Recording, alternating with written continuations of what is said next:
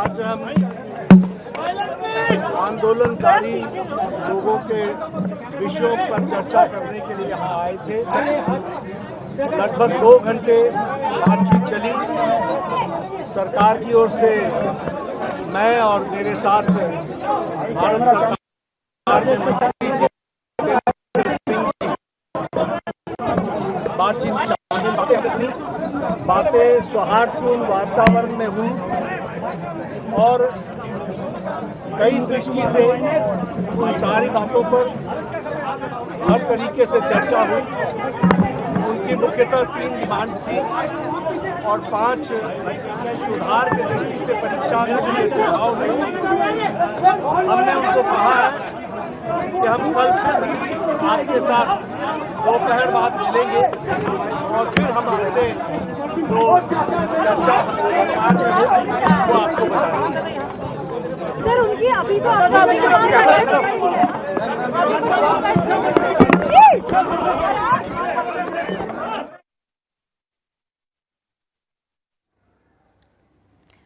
तो देखिए, दिल्ली में सरकार और सीजेपी के बीच में वार्ता खत्म हो चुकी है। उसके बाद जेपी नड्डा मीडिया को संबोधित कर रहे थे।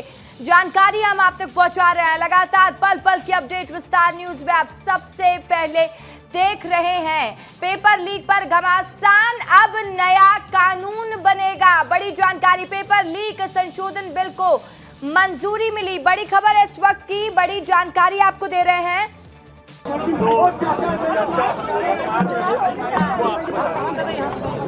सर, उनकी अभी तो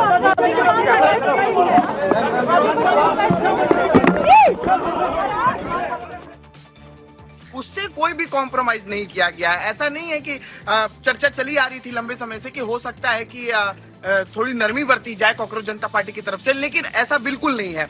एक बात एकदम अडिग है कॉकरोच जनता पार्टी और पूरे छात्र की, धर्मेंद्र प्रधान का इस्तीफा चाहिए। ये बात आज जेपी नड्डा को बता दिया गया है, जितेंद्र सिंह को बता दिया गया है, जिसके बाद केंद्रीय मंत्रियों की तरफ से देखिए समय मांगा गया है। उन्हें कहा, उनके द्वारा ये कहा गया है कॉकरोच जनता पार्टी को कि कल दोपहर हम फिर मुलाकात करेंगे और फिर आपको बताएंगे कि आगे क्या करना है। इसके अलावा दूसरी बड़ी मांग ये है कि जितने भी छात्रों पर एफआईआर दर्ज हुई है, चूंकि 20 तारीख को लाठीचार्ज हुई थी, संसद मार्च था, तो उस दिन जितने भी मामले दर्ज हुए हैं उसको रद्द किया जाए। तीसरा जो सबसे एक और प्रमुख मांग है कॉकरोच जनता पार्टी का कि जो विक्टिम है नीट के, जिनकी आत्महत्या की वजह से जान चली गई, उनके माँ बाप को, उनके परिजनों को 1 करोड़ का मुआवजा दिया जाए।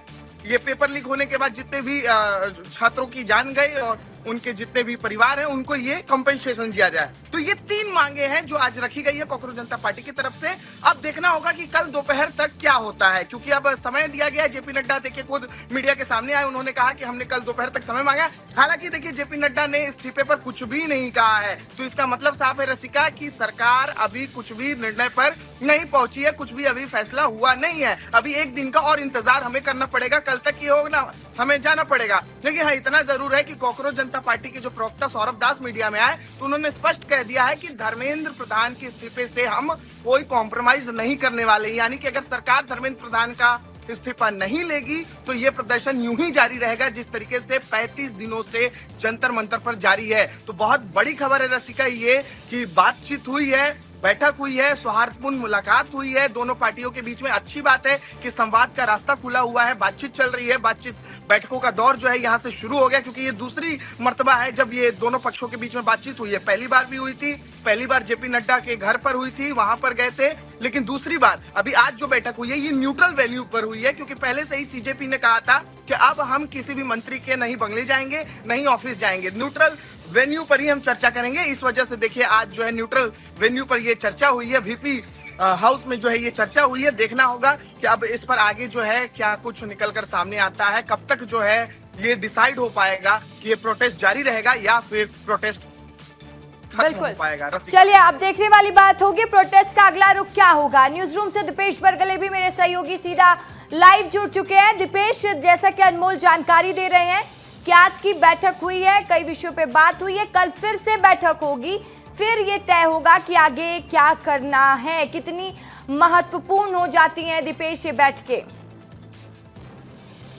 देखिए, बैठकें इस लिहाज से बहुत ज़्यादा महत्वपूर्ण हो जाती हैं क्योंकि जेनजी का प्रोटेस्ट लगातार जारी है और आगे बढ़ता हुआ दिखाई दे रहा है। अब न सिर्फ जेनजी का प्रोटेस्ट बल्कि वो छात्र जो लगातार परीक्षा की तैयारियां कर रहे हैं उनको अपनी अपनी तैयारियों में वापस जुटना बहुत जरूरी है। यही कारण है कि इस प्रोटेस्ट को खत्म कराने के लिए ये बैठक बहुत महत्वपूर्ण है। अब सिर्फ एक ही बिंदु रह गया है जिस पर कल दोबारा दोनों केंद्रीय मंत्री सीजेपी के प्रतिनिधि मंडल से मुलाकात करेंगे। कल दोपहर में दोबारा बैठेंगे, दोबारा बातचीत होगी और ये कल होने वाली बातचीत जो है वो सिर्फ अब एक पॉइंट पर होगी। वो पॉइंट है धर्मेंद्र प्रधान का इस्तीफा। आज जब मीटिंग हुई थी तो तमाम बातों पर चर्चा हुई, मंथन हुआ, बड़े सौहार्दपूर्ण वातावरण में बातचीत हुई। चारों जो बैठे हुए नजर आ रहे थे, दोनों केंद्रीय मंत्री और दोनों प्रतिनिधि मंडल के सदस्य, वो चारों लोग बड़ा पॉजिटिव उनका ऑरा दिखाई दे रहा था, पॉजिटिव बॉडी लैंग्वेज दिखाई दे रही थी और बातचीत भी बहुत अच्छी हुई। यही कारण है कि चाहे सौरभ दास का जिक्र कर लीजिए